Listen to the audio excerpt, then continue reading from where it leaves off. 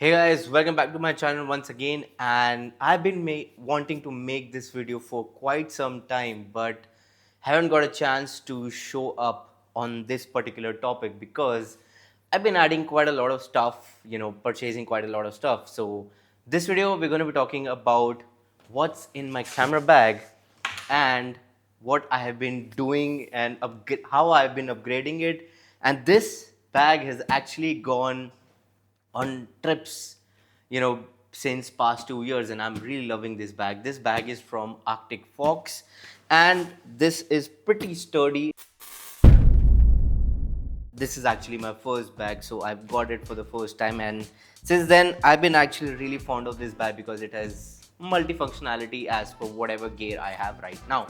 So today we're going to be talking about that. What all gears do I have and how does this help me put all the gear in one and take it wherever I go. So starting from what's there in this camera bag is this camera, which I'm already recording on because that's the only one camera that I have right now. But sooner or later, I'm going to be upgrading it, of course, because I'm actually waiting for this new camera that is coming up, which is Sony A75. Later on that part. But for the start, and this camera, I've already put a one lens, which is the Sigma 18-50 f2.8. This is my main lens on which I technically shoot everything.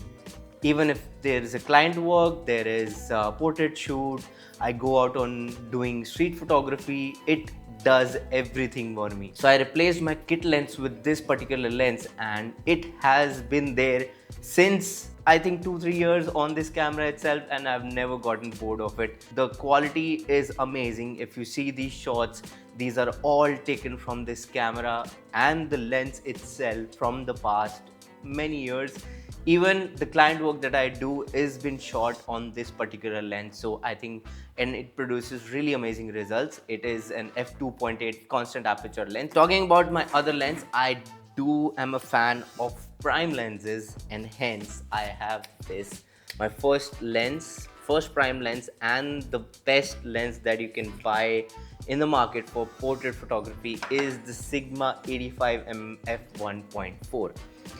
This is a beast. If you see, that aperture, oh my god, this glass is huge, and with this huge glass comes amazing photo results. I use this for a lot of portrait shoots. I've done a street photography session with this lens as well, and it has never let me down. So that is one thing that is currently my camera setup with the lenses, and in whatever is there in my bag is all this. So let's just keep it aside. Next, when we talk about are these new additions, this and this. So these are actually a couple of lens filters that I generally use. One of them is an ND filter.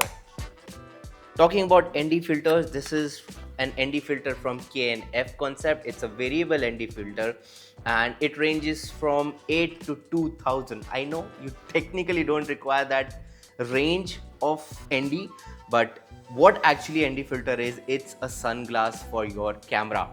Basically what that does is, if following the 180-degree rule, whenever you're going out and shooting some videos, for your client or for yourself, this will actually let you follow that rule. If you can already see the chart on the screen itself, to maintain those figures and produce the realistic motion blur in my videos, this is something that will help you to do that. Alright, so this is one thing, and to combine this with, I do have a CPL filter. K&F Concept does come up with a combined ND filter and a CPL filter, but I can always put a CPL filter on it. And yes, it's a little bit of a task, but you can always make do with some or the other thing, because of course, you should always make the most out of your gear, whatever you have.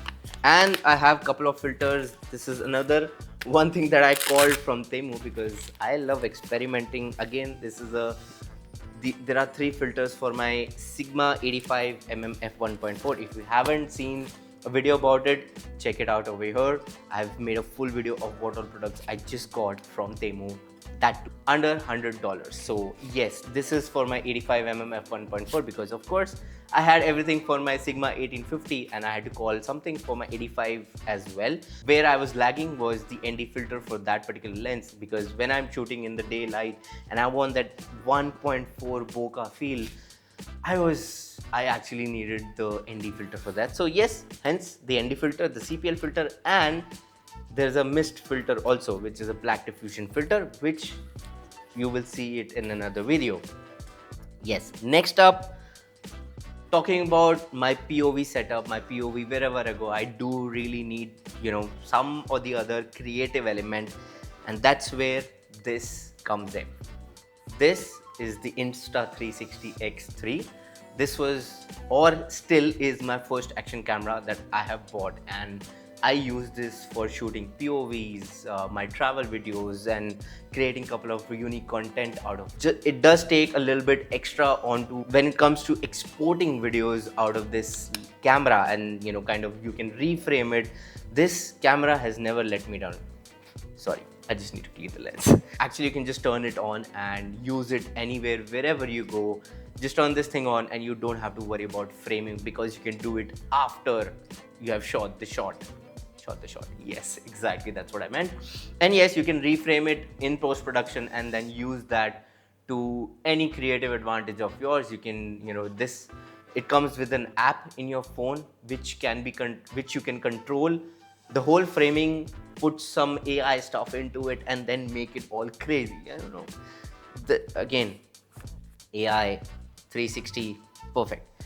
Then I have this couple of cloth which I generally keep just to safeguard my lenses and the camera, because sometimes it can be really rough when you are trying to kind of keep your lenses inside, and multiple equipments that are there so that they don't bang into each other and scratch the screen or the lens or any part of or the body of the camera or lenses or my other equipment.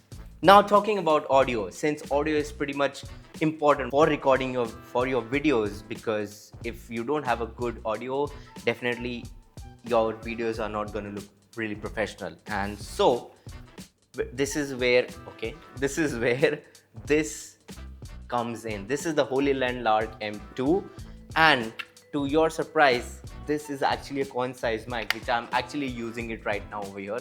I don't know if you guys can see, this is actually pretty below, but yeah, this has been my go-to mic for every sort of video. If I want to connect it through my phone, I have this connection right over here.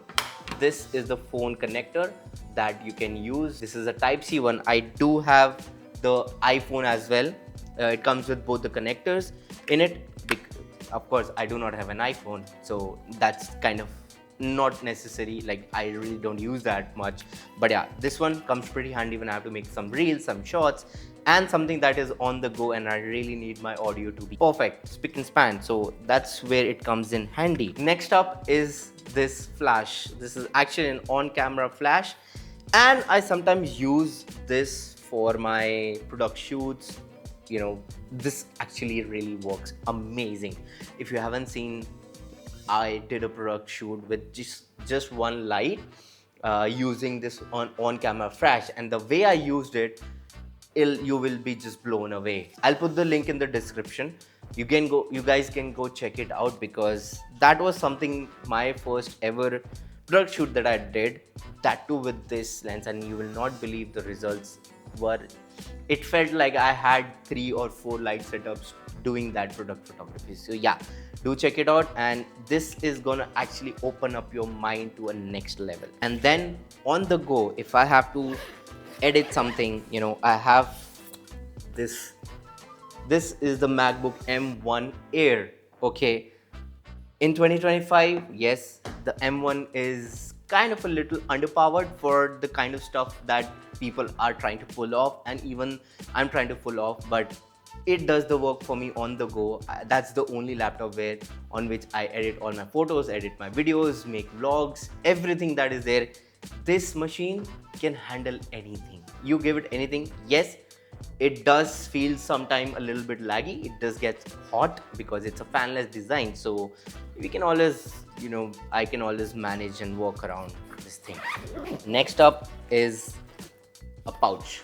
This consists of all my wires because when you are on the go, you have multiple equipments that require charging.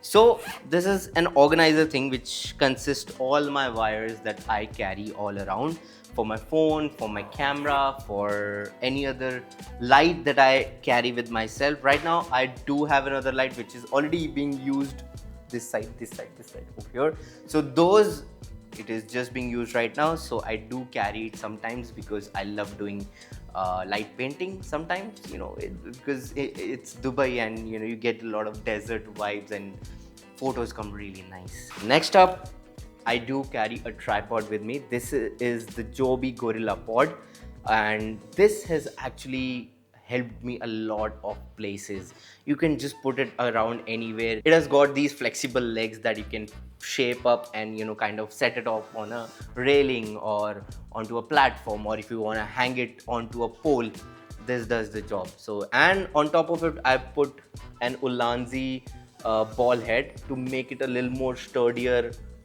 That keeps the camera sturdy and it doesn't feel very flimsy, so that and I'm kind of worry free in terms of if my camera will be stable or it's gonna fall off. So yeah, this one does the job for me. And to keep everything up and running wherever I go, this is something that I really love, and I think I'm really proud of this particular product. This is a power bank from Anker. It is 24,000 mAh and it is 140 watts charging capacity.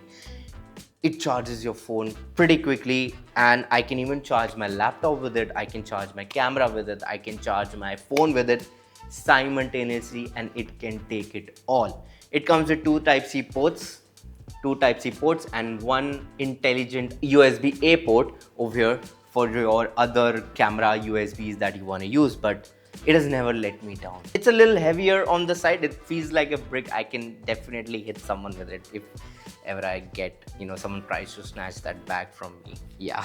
So I hope I'll never have to use it again. This helps me stay on the go because I can keep all the products charged up to the level. The one special thing about this bag is this chain at the bottom. It has got a cover for your bag, a waterproof cover for your bag that you can put, and it did come with a first aid kit that you see this plus sign. It came with a medical kit, and this is the medical kit. It has got this pouch where I can keep my first aid kit. On the go, if I'm wearing this bag, I can really put it on the side. I can actually open this side up, take out my camera and start recording and start shooting. So I don't need to worry about placing my bag onto these dirty floors and getting everything messed up and dirty. So that's all for what's in my camera bag as of now until this particular year, and it's gonna keep on growing. And if any other bag company is watching this video, if you guys want to collaborate, here's a tip that I'm giving you guys. So I'm open to collaboration. If any bag company can give me a better solution than this, do hit me up and I'll be happy to check it out and give my honest reviews about it. This was not sponsored by Arctic folks. This was my whole purchase and I'm still loving this. So thank you so much for watching this video, and I'll see you in the next one.